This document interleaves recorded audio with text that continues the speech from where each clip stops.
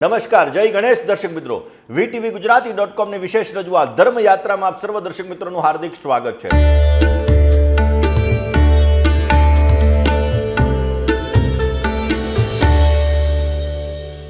દર્શક મિત્રો, આપણા જીવનમાં જ્યારે શત્રુઓનું પ્રમાણ વિશેષ માત્રામાં થઈ જાય ત્યારે શત્રુઓને પરાસ્ત કરવા માટે આપણે ઘણા બધા મહેનત કરતા હોઈએ, ઘણા બધા પ્રયત્ન કરતા હોય, પણ ઘણા એવા ગુપ્ત શત્રુ હોય કે ગુપ્ત શત્રુના લીધે આપણને સમસ્યા સર્જાતી હોય. આમ તો ચંડીપાઠનો પાઠ કરવાથી, ચંડીપાઠની અંદર કુંજિકા સ્તોત્રનો પાઠ કરવાથી દરેક પ્રકારના શત્રુઓનું શમન થતું હોય છે, એને સદબુદ્ધિ આવતી હોય છે અને આપણા શત્રુઓ મિત્રમાં પ્રવર્તિત થતા હોય છે. પરંતુ તમારી રાશિ મુજબ તમારે કયા ઉપાય કરવા જોઈએ કે જે ઉપાયો દ્વારા તમે તમારા શત્રુઓ ઉપર વિજય મેળવી શકો છો, જે ઉપાયો તમારા શત્રુઓ છે એનાથી તમને પરાસ્ત કરે, એટલે કે તમારા શત્રુઓ તમારાથી પરાસ્ત થાય અને તમને ઉત્તમ પ્રકારનો લાભ મળી શકે. વાત આપણે રાશિ વાઇઝ જોઈએ. મેષ રાશિ કે જેના અક્ષર અલય છે, આ મેષ રાશિવાળા જાતકો માટે શત્રુ હોતા નથી, પરંતુ જ્યારે આ લોકોના જીવનની અંદર શત્રુઓ આવે છે, ધનના લીધે શત્રુઓ આવે છે, પૈસાના લીધે શત્રુઓ ઉત્પન્ન થાય છે અને શત્રુઓમાંથી વિજય પ્રાપ્ત કરવા માટે આ લોકોએ પૈસાની લેવડ દેવડમાં બચવું જોઈએ. કોઈને રૂપિયા ઉધાર આપો તો તમારા શત્રુ બની જાય, કોઈ પાસેથી રૂપિયા ઉધાર લ્યો તો તમારા શત્રુ બની જાય. માટે પૈસાની લેવડ દેવડમાં તમારે સાવધાની રાખવી બહુ જરૂરી રહેશે.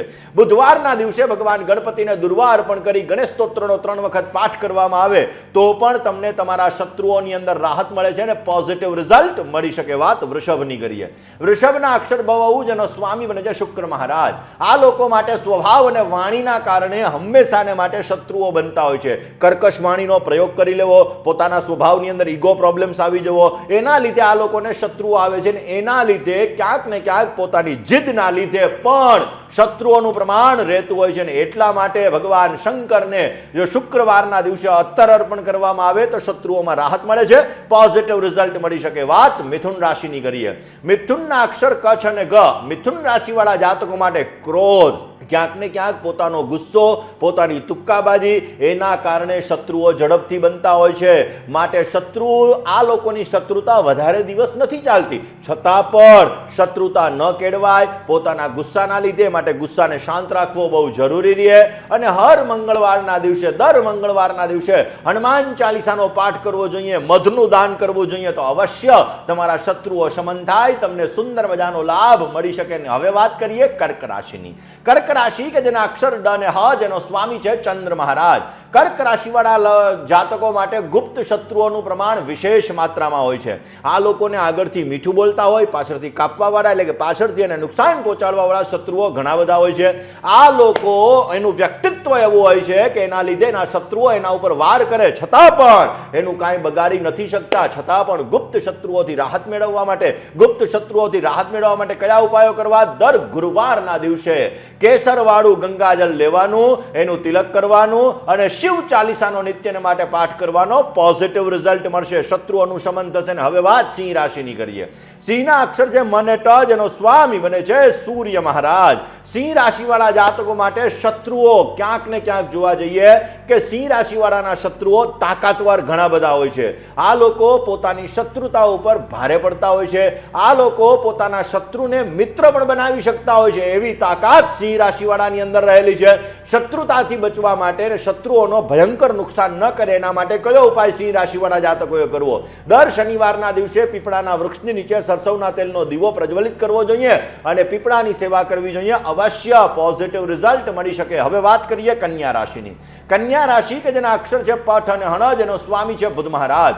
કન્યા રાશિવાળા જાતકો આમ તો બુદ્ધિમાન હોય છે, શત્રુ ઝડપથી બનવા નથી દેતા, પરંતુ ક્યારેક ક્યારેક શત્રુ બની જાય તો પોતાની બુદ્ધિથી આ શત્રુઓને પોતે પરાસ્ત કરી શકે છે. દર શનિવારના દિવસે લાઇટ બ્લુ કલરના વસ્ત્ર ધારણ કરવા જોઈએ અને ગણપતિ અથર્વશીર્ષનો પાઠ કરવાથી શત્રુતાની અંદર તમને પોઝિટિવ રિઝલ્ટ મળી શકે. હવે વાત કરીએ તુલા રાશિની. તુલા રાશિ કે જેના અક્ષર ર અને ત, જેનો સ્વામી છે શુક્ર મહારાજ. તુલા રાશિવાળા જાતકો માટે આમ તો આ લોકોના શત્રુ નથી હોતા, પરંતુ જ્યારે લાપરવાહી પોતાની વધી જાય છે ત્યારે આ લોકોના શત્રુ બને છે. છે શત્રુમાં સતર્કતા રાખવી બહુ જરૂરી છે. દર ગુરુવારના દિવસે ભગવાન વિષ્ણુને પીળા કલરના ફૂલ અર્પણ કરવા એમના માટે લાભદાયી રહે છે. વાત કરી લઈએ વૃશ્ચિક રાશિની. વૃશ્ચિકના અક્ષર છે ન ને ય, જેનો સ્વામી છે મંગળ મહારાજ. વૃશ્ચિક રાશિવાળા જાતકોના ગુપ્ત શત્રુઓ ઘણા બધા હોય છે. આ લોકોની અંદર ચંદ્રમા નીચસ્થ હોય છે એટલે ગુપ્ત શત્રુઓનું પ્રમાણ વધારે રહેતું હોય છે અને ક્યારેક ક્યારેક બદલો લેવાની ભાવના પણ આ લોકોમાં અને શત્રુમાં વધારે પડતી આવી જતી હોય છે. દર મંગળવારના દિવસે હનુમાનજી મહારાજને જો લાલ કલરના ફૂલ ચડાવવામાં આવે અને હનુમાન કવચ ધારણ કરવામાં આવે તો પોઝિટિવ રિઝલ્ટ મળે. ને હવે વાત કરીએ વૃશ્ચિક પછી ધન રાશિની. ધન રાશિ કે જેના અક્ષર ભ, ધ, ભ અને ઢ, જેનો સ્વામી બને છે ગુરુ મહારાજ. ધન રાશિવાળા જાતકો માટે નાની નાની વાતમાં તમારા ઝઘડા કરવાના કારણે ક્યાંક ને ક્યાંક શત્રુનું પ્રમાણ વધી જાય છે. એટલા માટે બની શકે ત્યાં સુધી તમારે નાની નાની બાબતોની અંદર ઝઘડા ન કરવા જોઈએ, નહીતર સમસ્યા ઉત્પન્ન થઈ શકે એમ છે. દર શુક્રવારના દિવસે ભગવાન શંકરને સફેદ કલરનું ફૂલ ચડાવી સફેદ કલરની મીઠાઈ નાના બાળકોની અંદર વેચવાથી તમને પોઝિટિવ રિઝલ્ટ મળતું જણાય. હવે વાત કરી લઈએ મકર રાશિની. મકર રાશિ કે જેના અક્ષર છે ખ ને જ, જેનો સ્વામી છે શનિ મહારાજ. મકર રાશિવાળા જાતકો માટે એના મિત્રો ઘણા બધા હોય છે, પરંતુ આ લોકો બને ત્યાં સુધી શત્રુ બનવા નથી દેતા. અને જો શત્રુ બની જાય તો પોતાની મગજથી પોતાની બુદ્ધિથી આવા શત્રુઓને પોતે પરાસ્ત કરી દે છે. બુધવારના દિવસે ભગવાન કૃષ્ણને તુલસીનું પાન અર્પણ કરી અને ઓમ ક્લીમ કૃષ્ણાય નમઃ આ મંત્રનો 54 વખત જપ કરવામાં આવે તો શત્રુઓ પરાસ્ત થાય ને પોઝિટિવ રિઝલ્ટ મળી શકે. ને હવે વાત કરીએ કુંભ રાશિની. કુંભ રાશિ કે જેના અક્ષર છે ગ, શ, શ અને શ. કુંભ રાશિવાળા જાતકો માટે શત્રુ ઓછા હોય છે, પરંતુ શત્રુ હોય એ શક્તિશાળી હોય છે, નુકસાન પહોંચાડવાનો પ્રયત્ન કરી શકે છે. માટે હંમેશા ને માટે તમારા નજીકના વ્યક્તિઓથી તમારે સાવધાની રાખવી જરૂરી રહે, કારણ કે નજીકના વ્યક્તિઓ તમને નુકસાન પહોંચાડી શકે. એના માટે કયો ઉપાય કરવો?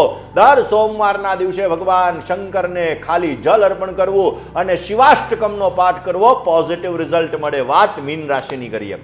મીનના અક્ષર દ, ચ, ઝ અને થ છે. મીન રાશિવાળા જાતકો માટે શત્રુતા અને મિત્રતા આ બંને વસ્તુ લાંબો ટાઈમ સુધી આ લોકોને ટકતી નથી. શત્રુતા આવતી રહે છે ને મિત્રતા પણ આવતી રહે છે ને એટલા માટે આ લોકોએ સોમવારના દિવસે સૂર્યનારાયણ ભગવાનને લાલ કલરનું ફૂલ અર્પણ કરી અને સૂર્યાષ્ટકમનો પાઠ કરવો જોઈએ. અવશ્ય સારી સફળતા મળી શકે. તો દર્શક મિત્રો, હંમેશા આપણા શત્રુઓને આપણા મિત્ર કેવી રીતે બનાવવા, કારણ કે આપણી વાણીથી આપણી બુદ્ધિથી આ તર્ક વિતર્કથી તમે તમારા શત્રુઓને તમારા મિત્ર બનાવી શકો અને એ સુગંધ દ્વારા તમારા કાર્યોને સિદ્ધ કરી શકો. કારણ કે સંઘે શક્તિ, કલો યુગે, કલયુગની અંદર એકતા કેળવવી મહત્વની વાત છે ને એટલા માટે પ્રયત્ન કરજો. અવશ્ય તમે તમારા શત્રુઓને મિત્રતાની અંદર ફેરવી શકો. તો દર્શક મિત્રો, આજના દિવસની અંદર આટલું જ. આવતા આવા નવા વિડીયો પ્રાપ્ત કરવા માટે અને દરેક પ્રકારના કાર્યોને સિદ્ધ કરવા માટે જોતા રહો અમારી ચેનલ VTV Gujarati.com. જય ગણેશ.